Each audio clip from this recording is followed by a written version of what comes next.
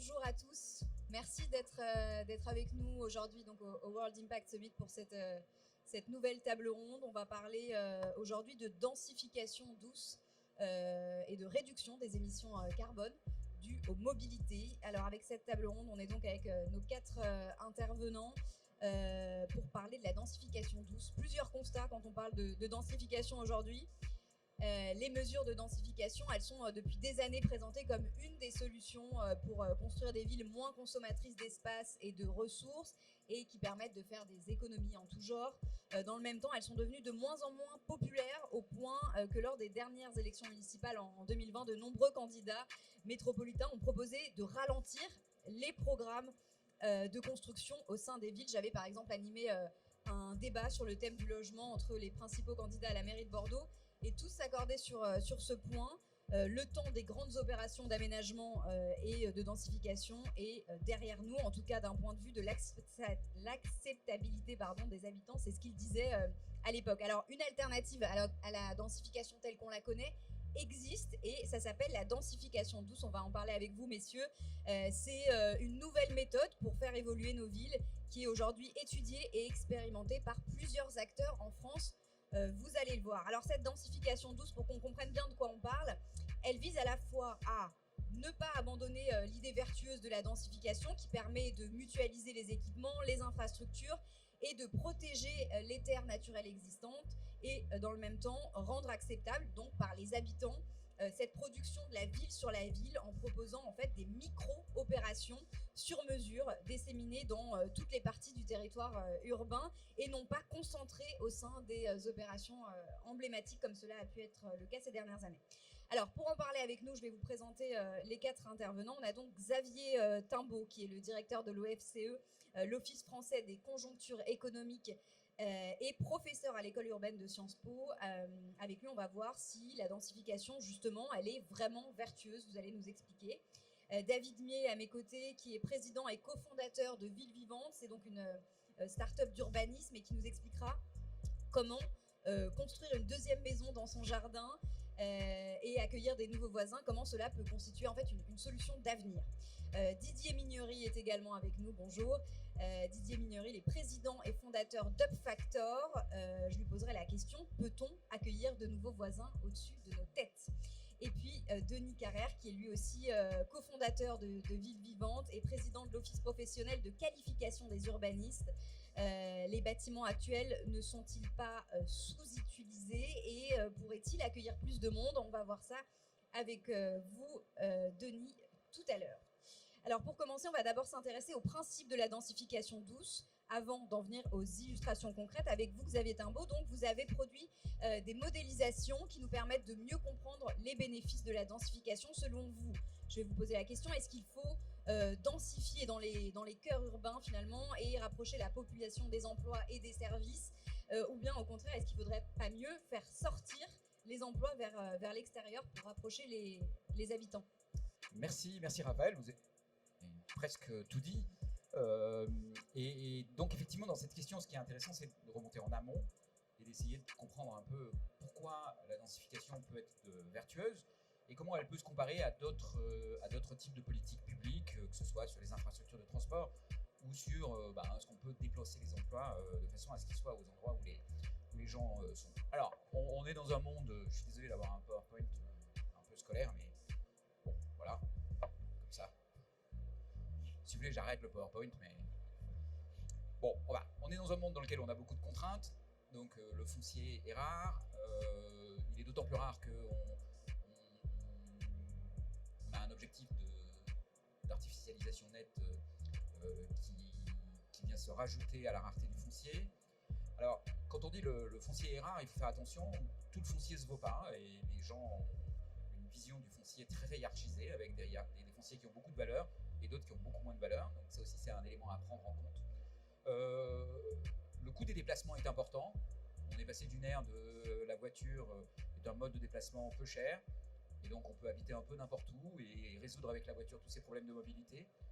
Cette ère, elle est un peu derrière nous, parce que l'énergie coûte plus cher, parce que les déplacements coûtent plus cher, et puis on est aussi dans une ère on vise la neutralité carbone, et la mobilité neutre en carbone, elle est difficilement compatible avec la voiture, elle n'est pas incompatible, mais elle est difficilement compatible avec la voiture. Donc, il y a des contraintes, c'est important de les prendre en compte. Tous les endroits ne se valent pas, et il faut aussi comprendre pourquoi ils ne se valent pas. Donc, un endroit peut avoir plus de valeur à cause du paysage qu'il offre, mais en fait, les gens, ils n'habitent pas, ils ne se nourrissent pas qu'avec un paysage, ils ont aussi besoin d'accéder à des emplois, ils ont besoin aussi d'accéder à des écoles, à des commerces, à des lieux de vie. Et donc, ça va définir aussi une valeur des endroits dans lesquels on est. Et on vit à une époque, c'est un peu lié à la décentralisation en fait, et puis aussi aux aspirations de chacun, où on a un peu perdu les instruments de planification. Alors là, on va parler un peu de planification, mais pas de planification brutale, décidée d'en haut, mais d'une planification concertée. Et pour qu'il y ait de la planification concertée, en tout cas c'est ce que moi je crois, on a besoin d'avoir des choses quantifiées, qu'on peut visualiser et qui vont permettre ensuite de discuter sur qu'est-ce qu'on veut et comment on fait pour le faire. Donc voilà de quoi je vais vous parler. Alors, bon, je vais aller assez vite, mais je vais vous montrer le type de résultat qu'on peut produire par la modélisation. Ça, c'est ce qu'on appelle des cartes d'accessibilité. Donc l'accessibilité, ça consiste à dire, j'habite à un certain endroit, je dispose d'un certain réseau de transport, qui peut être des transports en commun, mais qui peut être aussi la possibilité de faire du vélo ou d'utiliser ma voiture. Je dispose d'un certain temps. À combien d'emplois, en partant de chez moi, je peux accéder? Donc ça va dépendre à la fois de la qualité du réseau, de la disponibilité des transports en commun, mais ça va aussi dépendre évidemment de est-ce qu'il y a des emplois près de chez moi. Quand je suis à la campagne, pour accéder à des emplois, il va falloir que je fasse beaucoup de distance, donc je passe beaucoup de temps. Là, je vous montre l'exemple de 3 villes et d'accessibilité quand on utilise les transports en commun. Ces 3 villes, vous les connaissez, c'est Paris, Lyon et Marseille. Si je dispose de 45 minutes, quand j'habite à Paris, en utilisant le réseau de transport en commun, je peux atteindre 7 500 000 emplois. Avec les mêmes 45 minutes à Lyon, j'atteins un peu moins d'1 million d'emplois. Et si jamais j'habite à Marseille, toujours avec ces 45 minutes, alors Marseille est une des villes les moins bien dotées en transport en commun, et avec la géographie la plus compliquée, il y a la mer et la montagne qui l'encadrent. Quand j'habite à Marseille, c'est 270 000 emplois. Alors, certains d'entre vous peuvent se demander pourquoi le logement coûte cher à Paris. Mais vous voyez, quand vous êtes à 45 minutes de 7,5 millions d'emplois, vous comprenez pourquoi ça coûte plus cher que d'habiter à Lyon ou à Marseille. Parce qu'en fait, les opportunités que vous avez sont plus grandes, infiniment plus grandes, à Paris. Alors les Parisiens ont l'habitude de se plaindre d'avoir une ville trop grande, de passer trop de temps dans les transports. En fait, ce que cette carte vous dit, c'est que c'est exactement le contraire. C'est pour accéder à des emplois, un Parisien va passer moins de temps dans les transports qu'un Lyonnais ou qu'un Marseillais. Alors évidemment, il est dans une énorme machine où il a l'impression d'être une petite chose, c'est vrai, mais cette machine, elle produit des opportunités. Voilà, donc pour produire ce genre de carte, il faut beaucoup de données, beaucoup d'éléments. Ce qui est passionnant aujourd'hui, c'est que en fait, ces éléments, on peut les produire assez facilement et on peut les mettre dans le débat pour commencer à réfléchir ensemble à ce qu'on veut sur les villes. Quand on va rajouter un système de transport en commun, on va changer cette accessibilité. Quand on va localiser des emplois à un endroit ou à un autre, on va changer cette accessibilité. Et donc, on va pouvoir commencer à discuter sur quelle est la valeur objective de l'endroit où j'habite et comment elle est modifiée par les projets d'aménagement, les politiques publiques, comment ça se passe et quelles sont les conséquences que ça peut avoir. Alors, on a travaillé surtout avec David, en fait, à l'équipe de Ville Vivante, mais il y a aussi Lucas, Valentin et quelques autres. On a travaillé sur un projet assez intéressant, c'est une coopération entre l'OFCE et Ville Vivante, sur comment on peut essayer de déployer ces éléments-là à l'échelle de l'agglomération de La Rochelle, pour répondre à un certain nombre de questions et s'insérer dans le débat. Donc une des choses assez intéressantes, par exemple, c'est qu'en quelques semaines, ça n'a pas pris très très longtemps, on a réussi à convaincre les élus de La Rochelle de reporter la décision sur le SCOT, parce que probablement ils n'avaient pas pris en compte les bons éléments pour prendre leur décision. Et même si ce n'est pas un résultat très positif en soi, c'est un résultat dont on est finalement assez fier, parce que ça montre que, sans forcer et sans être brutal, mais juste en déployant des informations et en le faisant le plus sérieusement possible, en utilisant au maximum l'information disponible et en essayant d'être le plus objectif possible. Alors, rien n'est parfait, hein, je veux dire, dans tout ce que je vous montre, il y a des tas de choses à discuter, mais justement, on peut les discuter, et ce qui est intéressant, c'est que ça va pouvoir ouvrir des discussions. Quand on fait ça, on peut commencer à bouger les lignes.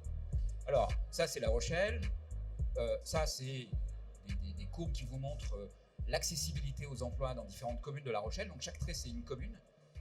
Vous avez par exemple en vert sur le graphique la commune de La Rochelle. Et donc ça vous montre, si vous utilisez le vélo, la voiture, les transports en commun ou la marche, à combien d'emplois vous pouvez atteindre en combien de temps. Alors vous voyez, La Rochelle, parce que les emplois sont à La Rochelle, c'est précisément l'endroit où vous accédez à tous les emplois. Et puis vous avez les autres communes. Alors il y a évidemment des communes qui sont très très loin. Ce que ce graphique doit vous inspirer, vous montrer, c'est que dans un territoire comme La Rochelle, il y a une partie des habitants, ceux qui habitent à La Rochelle et dans les quelques communes dans lesquelles il y a un certain nombre de critères et de circonstances qui sont réunis, on peut accéder à pas mal d'emplois, quel que soit le mode de transport. Et il y a beaucoup de communes où la seule chose auquel on peut accéder, la seule façon dont on peut accéder aux emplois, c'est par la voiture. Et quand on dit la voiture, ce que ça veut dire, c'est que derrière, c'est des émissions de carbone, c'est des budgets de mobilité, c'est de la congestion, c'est de l'espace pris par des voitures qu'il faut garer, c'est de l'espace qu'il faut partager sur les routes avec d'autres usagers, et donc voilà. Et un territoire aussi agréable que La Rochelle, parce que c'est pas le territoire le plus sinistré de France, loin de là, c'est un territoire qui est quand même profondément marqué par la voiture. Alors, on peut construire aussi cette carte, qui est assez intéressante, qui est les quantités de CO2 qui sont émises au titre des mobilités. Alors, cette carte, elle va bientôt être publiée, donc vous pouvez la regarder en détail. Ce qu'elle vous dit, c'est qu'il y a un rapport de 1 à 5 entre les émissions de CO2 de quelqu'un qui habite dans le centre de La Rochelle et quelqu'un qui habite à la périphérie du territoire. Le territoire qui est considéré ici, c'est celui qui est couvert par le SCOT de l'agglomération de La Rochelle, donc qui comprend 3 EPCI, et qui est un territoire assez grand, mais vous voyez, voilà, il y a un rapport de 1 à 5 entre le centre et la périphérie. Et comme il y a un rapport de 1 à 5, il y a des choses à faire. Parce que si on arrive à mettre les émissions de CO2 plus comme celles de La Rochelle et moins comme celles de Crampes-Chavant, et à ce moment-là, on a un levier et on va pouvoir jouer. Alors, on va pas jouer, on va pas arriver au territoire zéro carbone juste sur ça. Mais pour arriver au territoire zéro carbone, il va falloir empiler tout un tas de solutions, et ça, c'est une des solutions. Alors, il y a du boulot pour arriver à zéro carbone, mais en fait, si on prend chacune de ces solutions sérieusement et qu'on essaye de jouer sur ces leviers, on peut arriver à des choses. C'est ce qu'on a essayé de faire, c'est ce qu'on a essayé de montrer dans cette analyse. Bon, là, voilà, vous avez la différence d'émissions de CO2 suivant la catégorie de ménage et suivant l'endroit où ils habitent. Donc, il y a évidemment la commune de La Rochelle, le centre, et Crampes-Chavant à l'opposé, qui est une commune périphérique. Alors, comme il y a une modélisation derrière, je passe les détails, même s'ils sont assez intéressants, mais bon, on n'a pas le temps aujourd'hui. On peut regarder ce qui se passerait si on change des choses. Ici, on a pris dans le SCOT les zones d'activité qui sont prévues à développer à La Rochelle. Et on dit, imaginons qu'au lieu de développer l'emploi comme c'est ici, en fait, on va tout concentrer dans les 2 zones d'activité qui sont les plus proches du centre de La Rochelle. Ou au contraire, si on développe l'emploi dans toutes les zones d'activité, sauf celle-là. Donc il y a le scénario concentration, les zones d'activité qui sont proches de La Rochelle, le scénario déconcentration, les zones d'activité qui sont loin de La Rochelle. Et là, ce qu'on regarde, c'est qu'est-ce que ça change sur les déplacements. Donc en fait, ces cartes vous disent, quand je mets les emplois dans les endroits peu denses, ça réduit les mobilités de ceux qui habitent dans ces endroits. Ils sont loin des emplois généralement, et donc ils font moins de kilomètres pour aller vers ces emplois. Mais ça fait une autre chose, c'est que ça augmente les déplacements de ceux qui habitent au centre-ville, qui vont devoir aller, eux, vers ces emplois-là. Et le bilan de ça, il est négatif en termes d'émissions de CO2. Donc, en fait, l'idée de « je vais étaler le territoire et étaler les emplois » est une idée qui marche pas très bien. La seule façon de la faire marcher, ça serait de dire on a le droit de travailler qu'à quelques kilomètres de chez soi et d'interdire les déplacements autres. Le problème, c'est que voilà, chacun d'entre nous, quand il cherche un emploi, il le cherche le plus près possible, mais il ne va pas forcément le trouver à 1 kilomètre de chez lui, sauf s'il habite dans une zone dense. Et donc, c'est ça un des premiers éléments, c'est que en fait, il faut essayer de densifier, parce qu'en densifiant, on va rapprocher les gens de ce qui les intéresse, les emplois, les aménités, et on va permettre de réduire leur mobilité. On va aussi permettre de faire ce qu'on appelle du changement modal, d'utiliser moins sa voiture, plus la marche, plus le vélo, et plus les transports en commun, s'il y a des transports en commun qui sont à proximité. Voilà, dans cet exercice, on a fait différentes choses. Ce qu'on trouve, c'est que augmenter la densité, surtout là où elle est intermédiaire, c'est la solution à la fois la plus efficace, celle qui produit le plus de résultats, et la moins coûteuse. Et donc, tout l'enjeu, c'est d'arriver à faire en sorte que il faut aller contre ce désir des gens de vivre de façon isolée. Il faut comprendre et entendre qu'ils n'ont pas envie de vivre concentrés. Et donc, il faut arriver à construire quelque chose qui allie suffisamment de densité, mais pas trop non plus pour que les gens soient satisfaits de leur cadre de vie. Bon, ce qu'on pense aussi, c'est que quand on densifie un peu, derrière, on va aussi avoir arrivée d'aménités, de commerce de proximité, de possibilités de se déplacer si on aménage la voirie avec des mobilités douces. Et donc, on peut améliorer considérablement le cadre de vie. Nos enfants peuvent aller à l'école à pied ou en vélo, en sécurité. Et ça, c'est quelque chose qui peut être apporté en plus de la densification. Donc, ça fait partie de ces éléments-là. Et ce que dans cette analyse, on a essayé de montrer, c'est que c'était vertueux sur le plan du budget de la mobilité et sur le plan du budget du carbone. Bon, après, il reste la façon de savoir comment on le fait, comment on le rend beau, comment on le rend désirable. Et là, c'est là que mon travail à moi s'arrête. Et que commence celui de David, par exemple, qu'on va entendre tout de suite.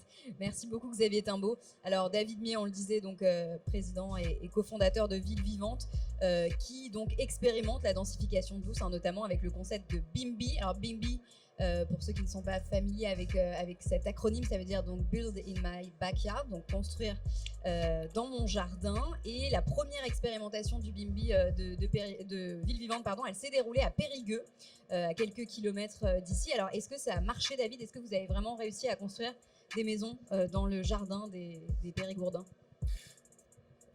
Quelques-unes, oui. Alors, la question c'est combien? Déjà, la première chose, c'est que c'est une démarche volontaire. Personne n'a été forcé d'accueillir un nouveau voisin dans son jardin. C'est des choses qui ont été décidées par les personnes elles-mêmes. Vous voyez, quand on parle densification, et on l'a vu notamment au moment des élections municipales, on a tous en tête des immeubles avec un certain nombre d'étages, des grandes opérations, des choses un peu parfois perçues de façon violente par les habitants. Le BIMBY, il explore une voie très douce qui consiste à densifier en ajoutant des maisons avec des jardins. Et plutôt que ces maisons que de les mettre dans des lotissements à l'extérieur de la ville, en fait, on s'est posé la question, un peu comme pour le covoiturage finalement, est-ce qu'un jardin qui accueille une maison, est-ce qu'il n'aurait pas la possibilité d'en accueillir une deuxième? Alors évidemment, c'est beaucoup plus profond et beaucoup plus structurant que de prendre un passager pour 1 heure ou 2 heures de route pour aller quelque part un samedi matin. Le voisin que vous prenez dans votre jardin, vous l'avez pour toute votre vie, il ne partira pas. Mais voilà, est-ce que ça marche? Est-ce que les gens sont prêts à accueillir des gens dans leur jardin? Périgueux a été la première ville à l'expérimenter grandeur nature. Franchement, pas la ville la plus facile. Vous voyez, Périgueux, 30 000 habitants en Dordogne. C'est une ville qui est très dense déjà, qui est déjà qui a quasiment la densité de Bordeaux. Vous voyez, quand je zoome un peu, on voit des immeubles en centre-ville et beaucoup de maisons mitoyennes qui ressemblent aux échoppes bordelaises, des petites échoppes périgourdines, et des petits jardins qui sont à l'arrière. Cette ville est déjà relativement dense, mais vous voyez, elle est occupée par une population qui est composée à plus de la moitié des ménages qui sont des personnes seules. Des personnes seules, souvent âgées. Vous voyez, 85% des ménages qui vivent à Périgueux, dans la ville-centre de l'agglomération, sont des ménages d'1 ou 2 personnes. Euh, c'est une ville qui, contrairement à toutes les communes qui sont alentours, qui ont construit ces dernières années beaucoup de maisons et qui ont accueilli les familles, Périgueux n'a pas pu construire de maisons et n'a construit que des appartements parce que c'est la ville-centre, parce qu'elle est déjà occupée, parce qu'elle a occupé tout son espace. Et donc, vous voyez, elle a gagné 13 maisons en 10 ans, alors que toutes les communes du Grand Périgueux ont gagné 4400 maisons. Donc, vous imaginez bien le résultat. Vous ne faites pas de maisons, les communes voisines font des maisons. Le résultat, c'est que vous perdez les familles et que les familles vont s'installer en périphérie de la ville-centre. Alors les parcelles sont petites, vous voyez, on voit que 40% des parcelles sur lesquelles est construite une maison individuelle à Périgueux font entre 200 et 400 mètres carrés, c'est-à-dire déjà des surfaces relativement réduites. Et donc, se poser la question d'aller ajouter des deuxièmes maisons dans des surfaces aussi petites, c'est franchement un vrai défi. Les parcelles sont petites, mais elles sont également occupées par des profils de ménages qui ont un besoin. On voit que 40% des propriétaires de maisons à Périgueux ont entre 50 et 70 ans. Et que j'ai encore 40% d'autres propriétaires qui ont plus de 70 ans.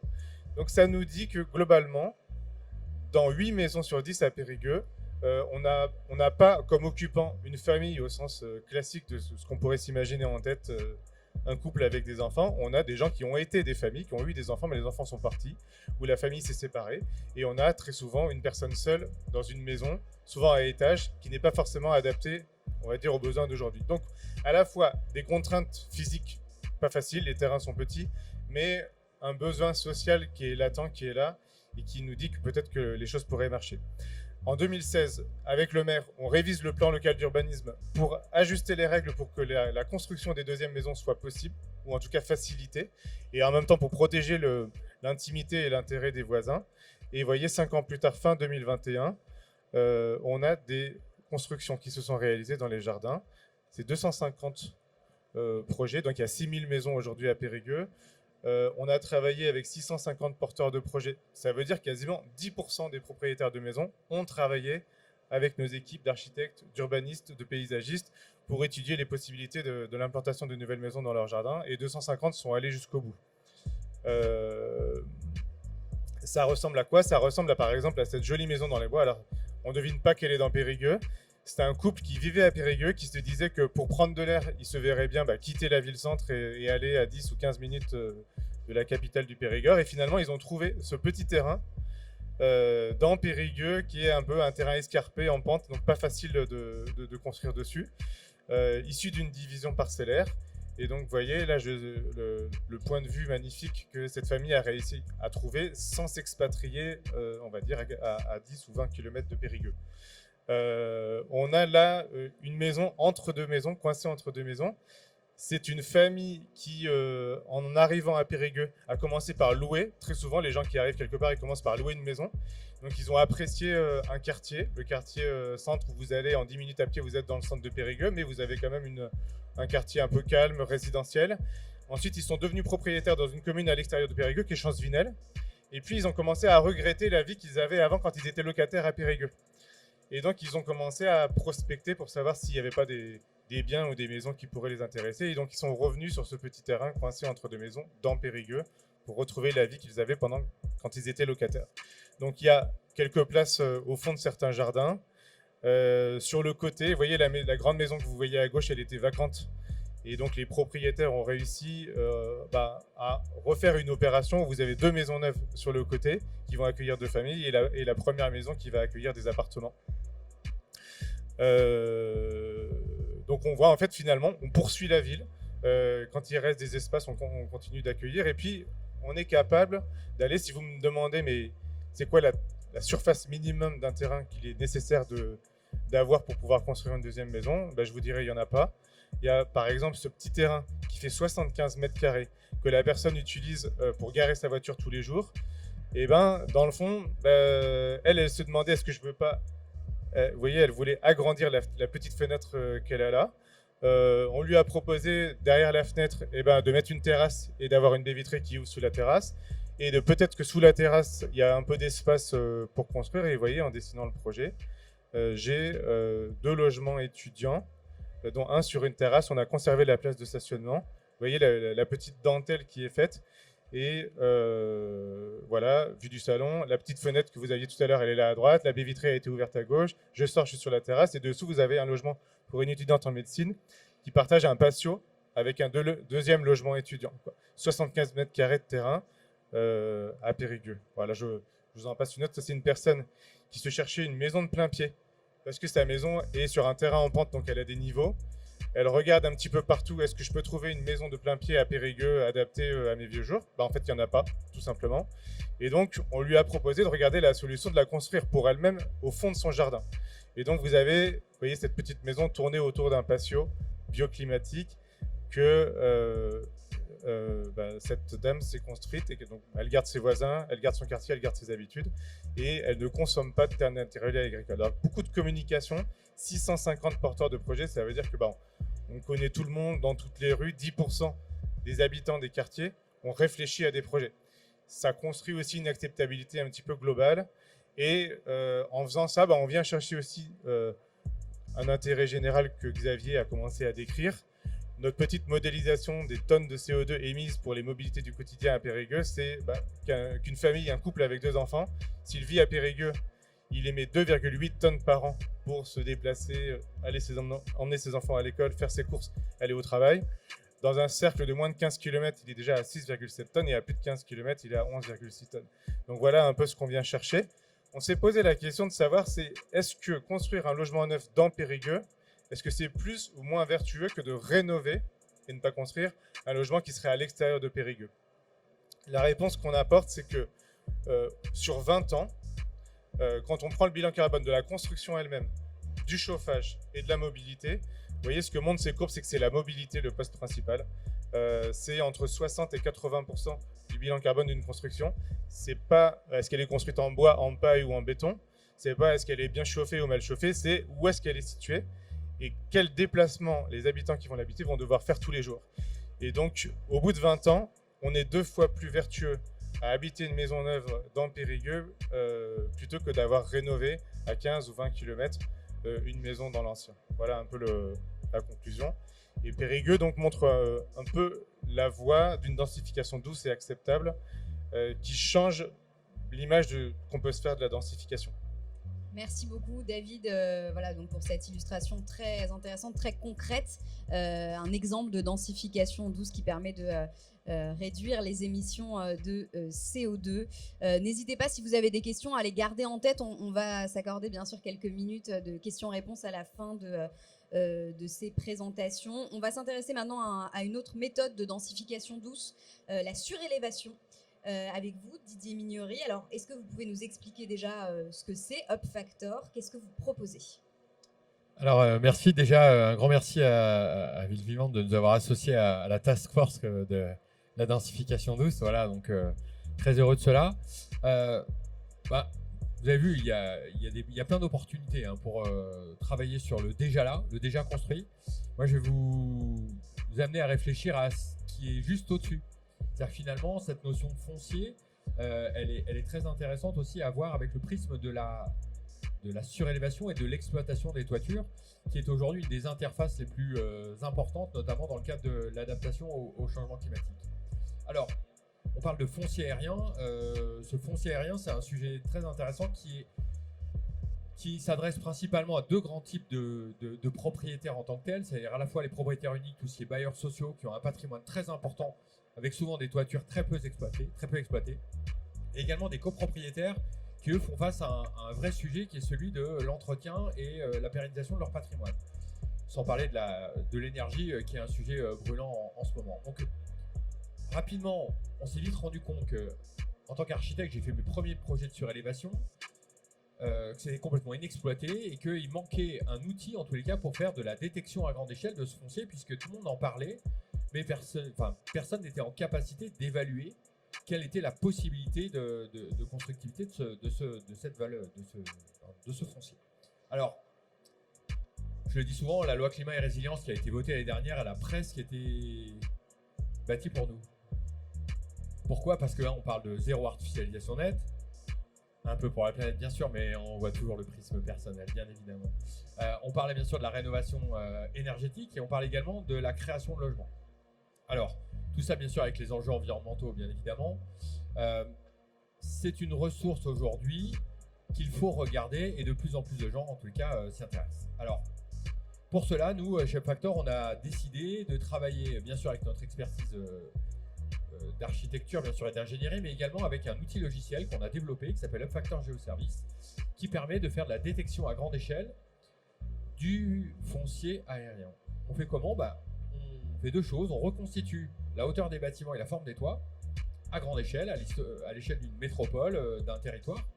Et derrière, on applique les règles d'urbanisme en vigueur, votées par les habitants et les élus, donc tout ce qui permet aujourd'hui de réaliser les projets.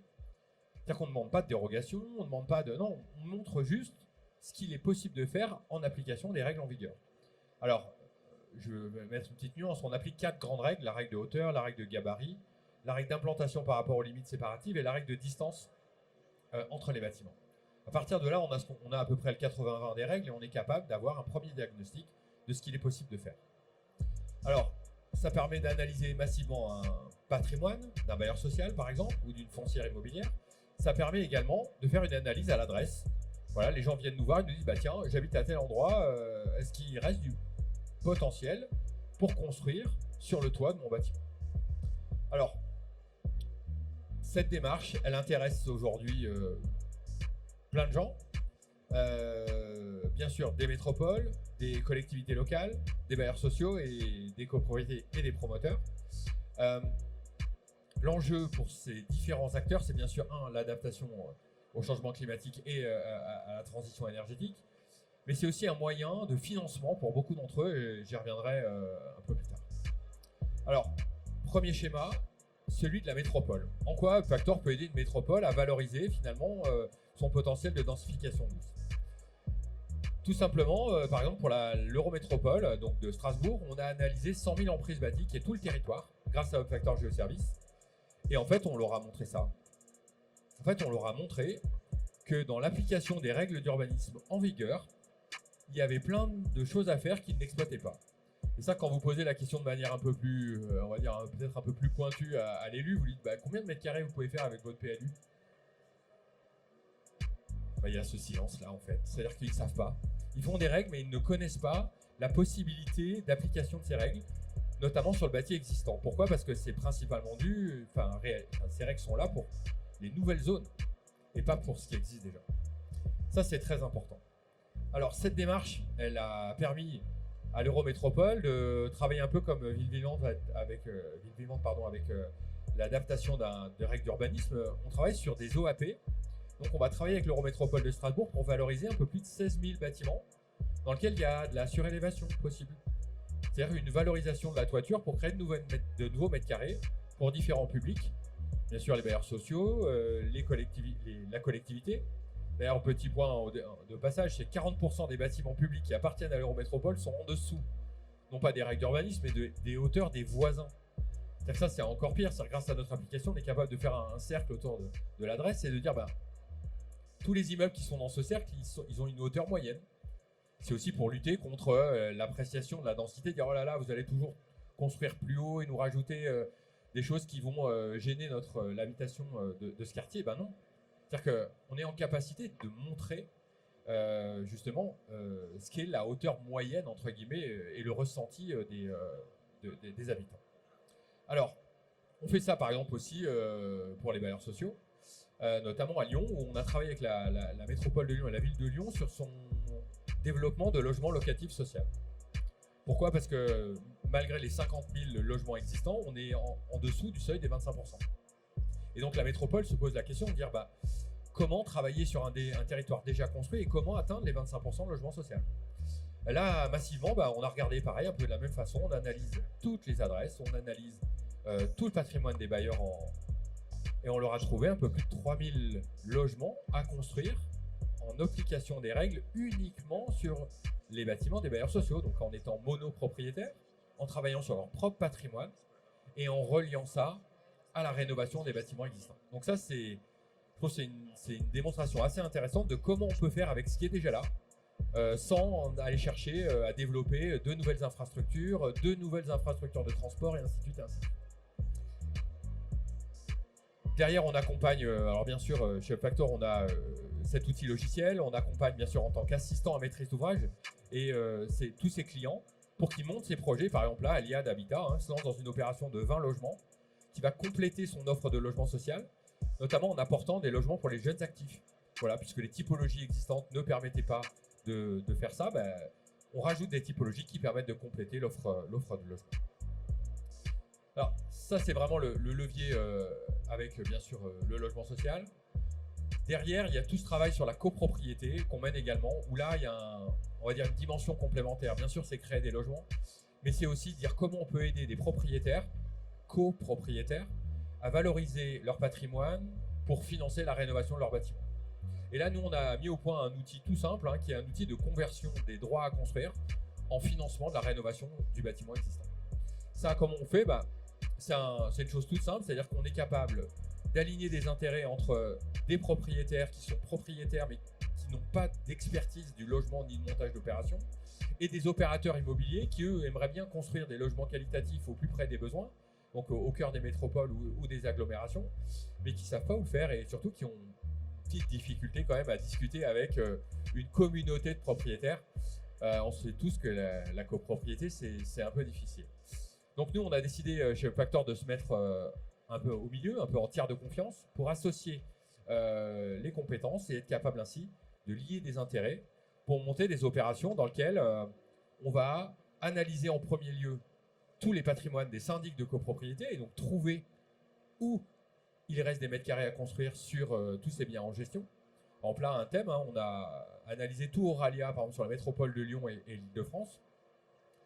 3700 adresses analysées, on a trouvé environ 740 potentiels. C'est pour vous montrer la masse, quoi. C'est qu'il y a une opportunité de faire qui est très importante et qui est jusque-là, qui était un peu insoupçonnée. Pendant longtemps, la surélévation a été oui, c'est anecdotique, ça sert à rien, bon, c'est compliqué, on ne va pas en tirer des bénéfices suffisants pour en faire une véritable pratique. Quand vous avez plus de 200 par exemple, opportunités de surélévation, par exemple sur ces 740 potentiels, dans lesquels il y a des travaux de rénovation énergétique à faire, je ne vous cache pas que l'équation elle est vite réalisée. Alors qu'est-ce que ça donne comme opération? Ça donne une opération comme ça, où par exemple on se retrouve dans une copropriété qui est située par exemple là à Paris, dans lequel on a on est au milieu c'est une dent creuse par excellence, voilà, donc un petit bâtiment construit à la fin du 19e siècle, qui est enchâssé entre un bâtiment 1902 sur sa droite et un bâtiment des années 60. Et là, il y a un potentiel de surélévation de 3 étages intéressant, et il y a surtout un peu plus de 900 000 € de travaux à réaliser pour la copropriété.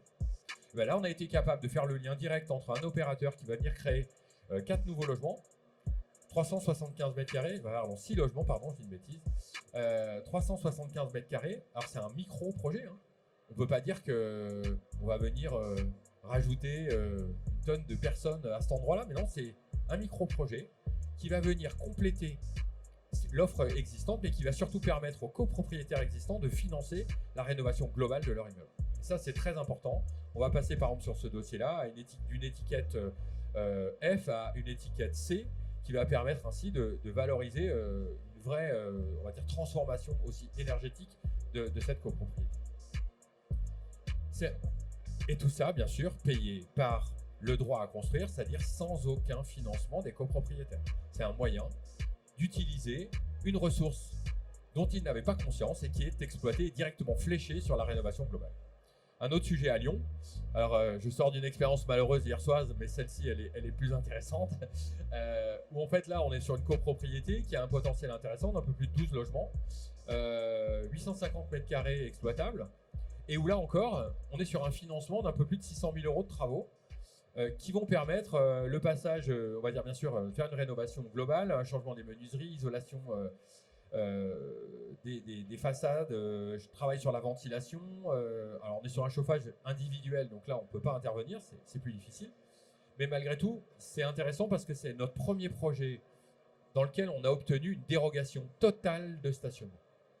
Ça c'est important parce que c'est aussi un frein à ces sujets de surélévation. C'est que pendant très longtemps, les politiques nous ont opposé de dire oui, mais vous n'allez pas pouvoir créer de nouvelles places de parking.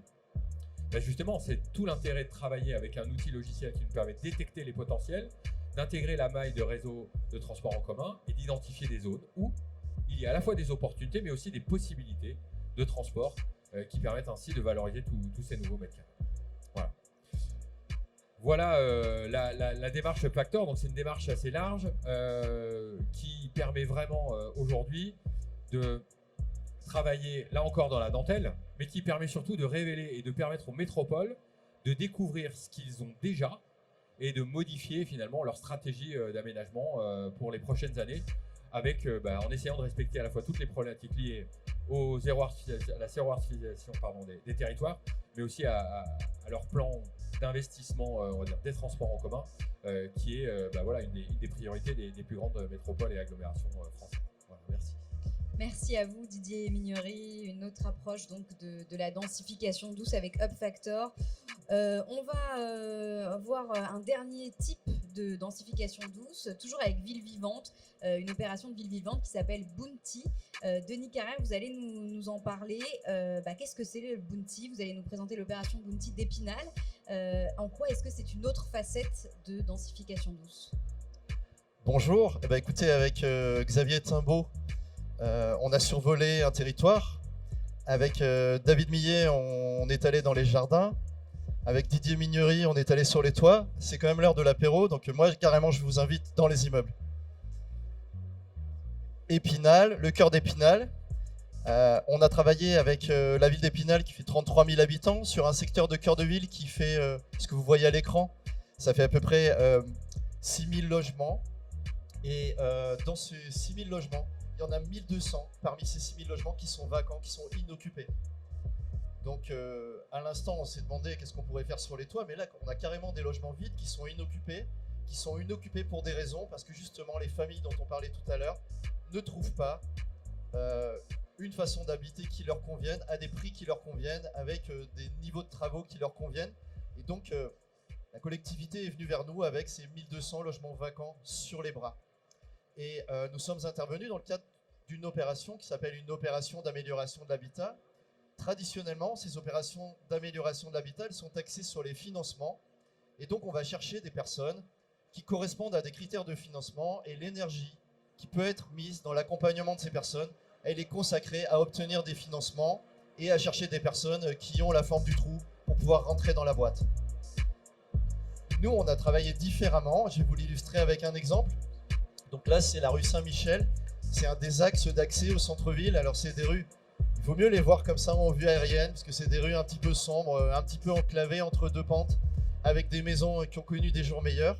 Et notre technique de travail, finalement, plutôt que d'aller regarder si les personnes pourraient bénéficier d'une aide, c'est d'accueillir toutes les personnes. Et on a accueilli toutes les personnes indifféremment par rapport à leur projet ou par rapport à leurs caractéristiques. Et on a essayé de voir comment on pouvait faire grandir leur projet et au travers de ce projet, pouvoir atteindre des buts, notamment en rénovation énergétique, mais également en relocalisation de personnes en cœur de ville par la résorption des vacants. Donc là, on a une parcelle de 800 mètres carrés, un petit peu hétéroclite, avec des anciens bureaux, un appartement, une sorte de hangar. Et vous voyez ici, là, sous cet angle-là, et la personne vient nous voir pour faire...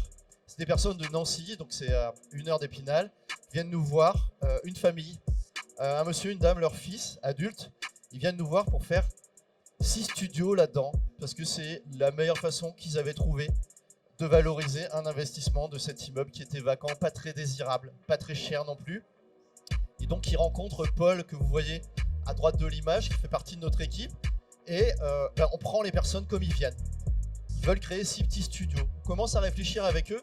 On leur dit pas c'est mal de faire 6 studios, mais on leur dit regardez quand même, si vous regardez les logements vacants par taille à Épinal, il y en a quand même, les petits logements ils sont vacants, il y a beaucoup de rotation, donc mais le gars il dit si je fais des grands logements, ça va peut-être pas marcher, donc je vais pas être en équilibre économique. Et donc on travaille à la fois sur une analyse de marché et sur une analyse de l'équilibre économique pour savoir quel est le cocktail, quelle est la façon de réoccuper cette grande bâtisse qui va permettre à la fois d'avoir des formes de logement peut-être un petit peu diversifiées, peut-être qui permettent d'accueillir plus durablement des familles, mais en même temps où le propriétaire il retrouve ses billes. Et finalement, on arrive à faire un projet un petit peu plus différencié avec petits logements et grands logements, Mais cette question des petits logements, c'était aussi une façon d'évacuer la façon de la qualité. Parce qu'on se dit, on fait 6 petits studios, donc les gens seront peut-être pas très regardants. Si on fait des logements familiaux, ça veut dire qu'il va quand même falloir avoir quelque chose qui soit un peu plus agréable. Et là, on a ce problème. Vous voyez, ils sont sur une terrasse et le rez-de-chaussée, il est sous cette terrasse. Donc, il y a des soucis d'éclairement. Et donc, on commence à travailler sur l'agrément de ces logements et on commence à travailler sur les éclairements et on convainc le propriétaire de faire tomber la terrasse pour aller éclairer le rez-de-chaussée. Et finalement, on se lance dans un projet qui est validé par le chef de chantier, qui est le chien des propriétaires, qui valide ce nouveau projet avec de l'éclairement et un espace extérieur privatif dans la cour de l'immeuble. Et donc, au travers de ce travail à la fois sur la programmation, sur un échange avec les propriétaires sur la meilleure façon de réoccuper cet immeuble avec un paramètre financier, un paramètre éclairement, un paramètre surface, on arrive 14 mois plus tard à créer un T5 locatif en duplex de 120 m², qui est un locatif conventionné, donc qui est l'équivalent d'un logement HLM, en tout cas dans le montant du loyer. Petite photo de comment c'était auparavant. On arrive à créer, donc toujours le même logement locatif, on arrive à créer un petit T2, mais qui n'est pas vraiment un studio, qui est quand même un petit peu plus grand, donc de 60 m², pour accueillir un étudiant. C'est le même logement, donc avant, après. Et puis un T4 de 120 m², et alors que le projet au départ il était locatif, et donc on se disait, comme beaucoup de gens, c'est pour le locatif, donc on va pas non plus trop en faire. Là finalement les propriétaires se sont pris au jeu, et ils ont tellement été finalement séduits par leur propre projet qu'ils se sont dit non mais c'est trop bête, en fait à Nancy on s'ennuie, on serait très bien, en fait on va venir l'occuper. Et l'idée a changé, et de la vocation locative on est passé à une vocation propriétaire occupant. Et les deux propriétaires, donc le papa et la maman, sont venus habiter dans ce logement là parce que ils l'ont fait comme si c'était pour eux, et puis finalement c'est devenu pour eux. Et bien sûr ça a été validé par le chef de chantier. 2 mois plus tard, donc je vous avais dit qu'il y avait les porteurs de projet, c'était la mère, le père et le fils. Le fils qui se dit quand même, c'est vraiment très cool, quoi. On a valorisé un patrimoine, mes parents sont installés à Épinal, donc j'arrête pas de faire la navette, etc. Il y a quand même ce hangar derrière de 400 m² sur 2 niveaux qui aujourd'hui sert à garer des voitures et tout. Il dit mais si je me faisais un super loft ici, mes parents ils ont fait le logement de leur rêve, moi je peux peut-être me faire un loft. Donc là typiquement je vous parlais tout à l'heure des opérations traditionnelles d'amélioration de l'habitat. Dans une opération traditionnelle, déjà c'est pas du logement, ça ressemble à rien, l'ABF va pas valider. Donc le fils quand même, il avait été voir 2-3 personnes, tout le monde lui avait dit non mais laisse tomber, tu seras pas aidé pour ça, c'est pas possible, en termes d'urbanisme tu n'auras pas le droit, etc. Et pour continuer à cheminer, au lieu de dire t'as le droit, t'as pas le droit, c'est bien, c'est pas bien, on a commencé à examiner plein d'options. Et c'est un petit peu les techniques de travail qui sont utilisées, parce qu'on se doute bien que ces immeubles vacants, ces immeubles dégradés, ils le sont toujours pour une raison, donc il faut un petit peu cheminer pour trouver la solution.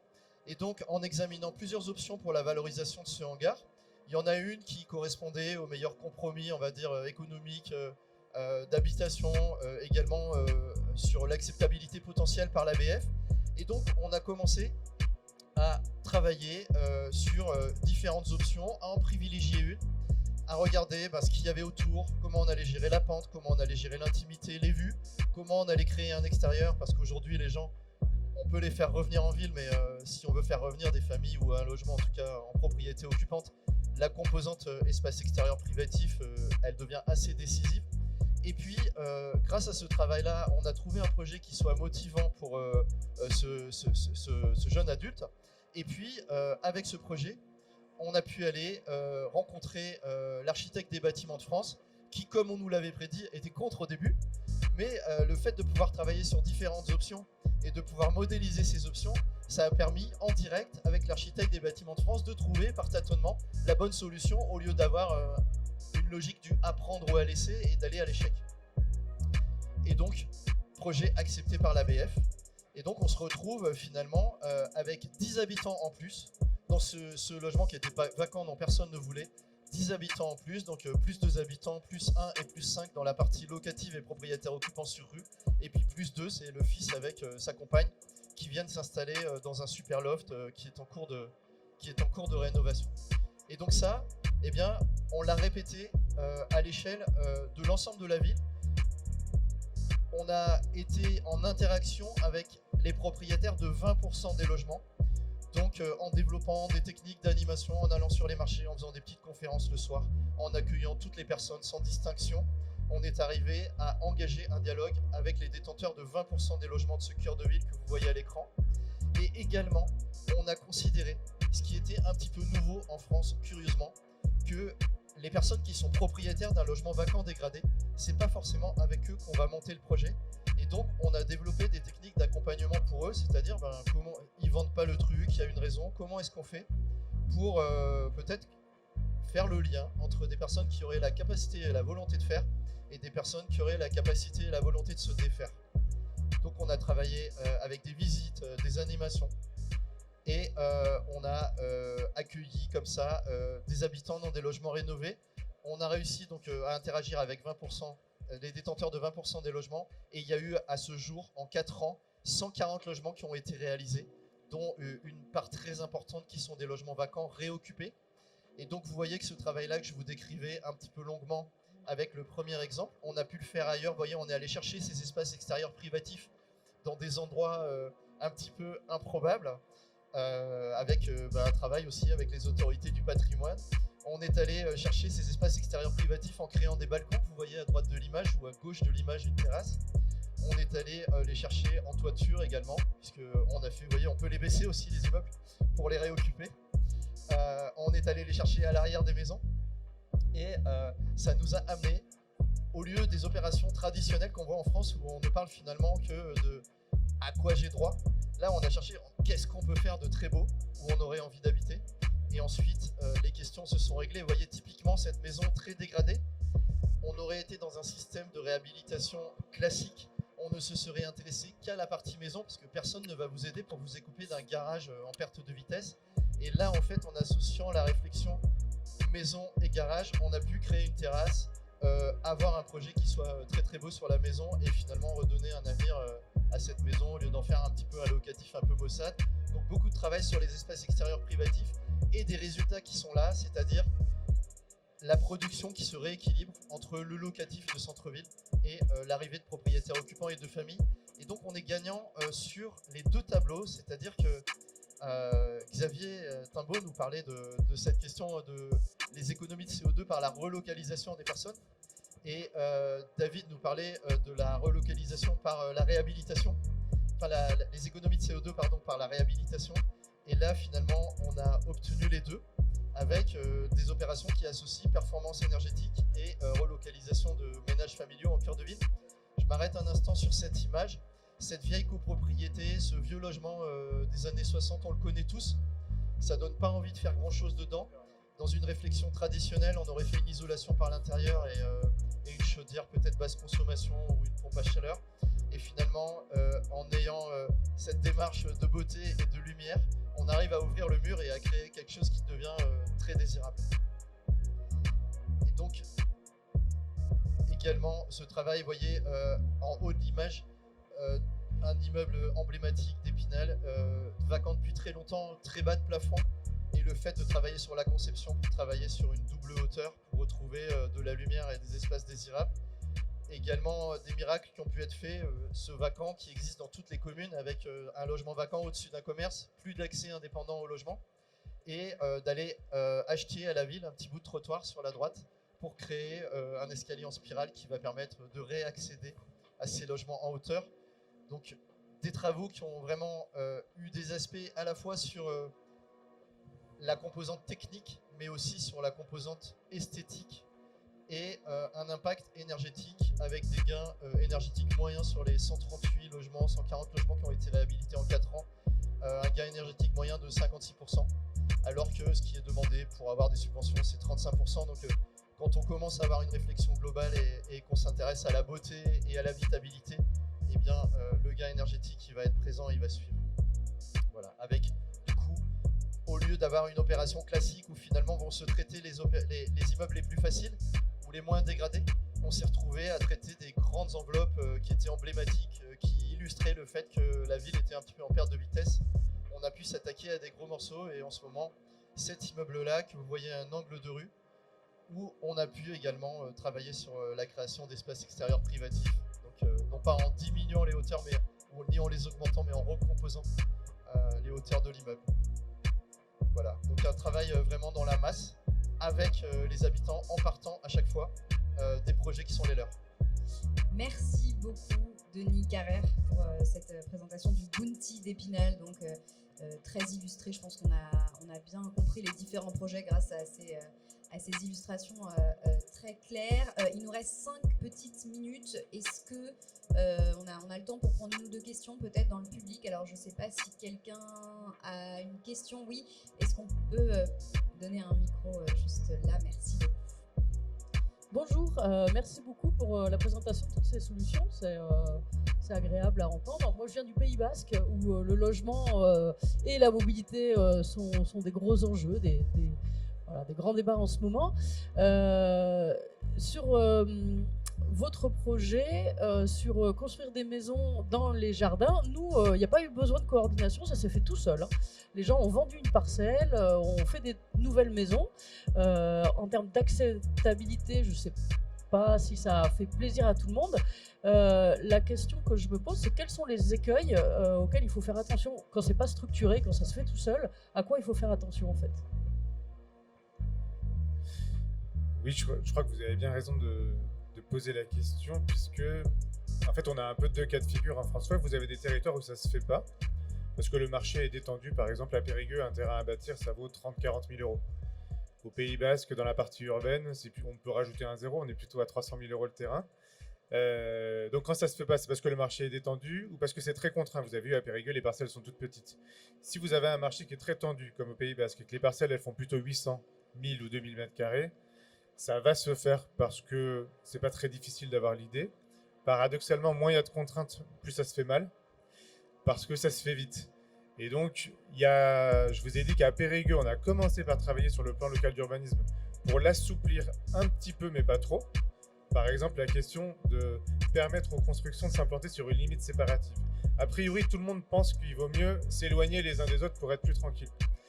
Quand on regarde un petit peu avec un œil d'architecte, la meilleure configuration, ça consiste quand même à se mettre dos à dos. C'est-à-dire que si vous pouvez vous coller à la limite du voisin avec un mur aveugle et regarder, ouvrir vos fenêtres de l'autre côté de la parcelle et ne pas regarder sur sa terrasse ou sur sa piscine, en fait, les configurations sont meilleures.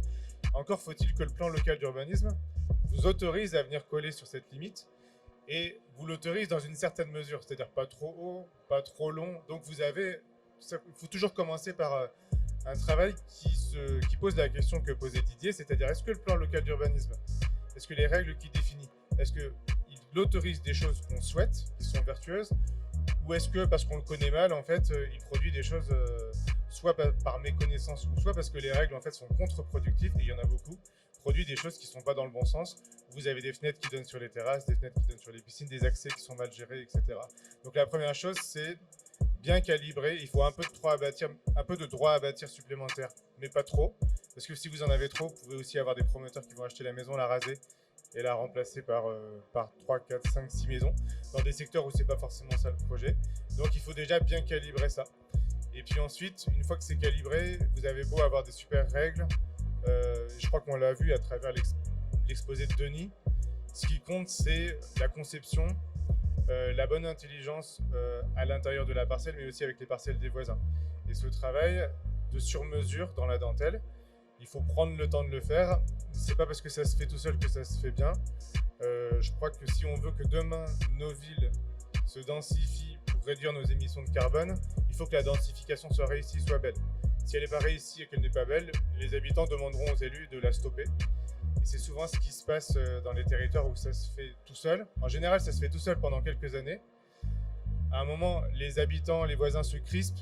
Ils demandent aux élus de changer les règles d'urbanisme pour l'interdire. Et c'est ce qu'on a vu en première couronne de Lyon, en première couronne de Bordeaux. On a vu des plans locaux d'urbanisme plus modernes, mettre moins de droits à bâtir dans les secteurs desservis par le tramway et dans les secteurs centraux, parce que la densification qui s'était faite toute seule en fait, n'a pas été réussie, tout simplement. Merci beaucoup. On me fait signe que c'est déjà terminé. Je suis désolée, du coup, on n'a pu prendre qu'une question. En tout cas, je pense que les intervenants vont rester dans les parages. Raphaël, quand on rencontre pour la première fois les ménages qu'on accompagne, on a pour coutume de faire un selfie. Et donc, comme on vous rencontre pour la première fois, on espère vous avoir accompagné un petit bout de chemin. On va faire un petit selfie si vous voulez bien.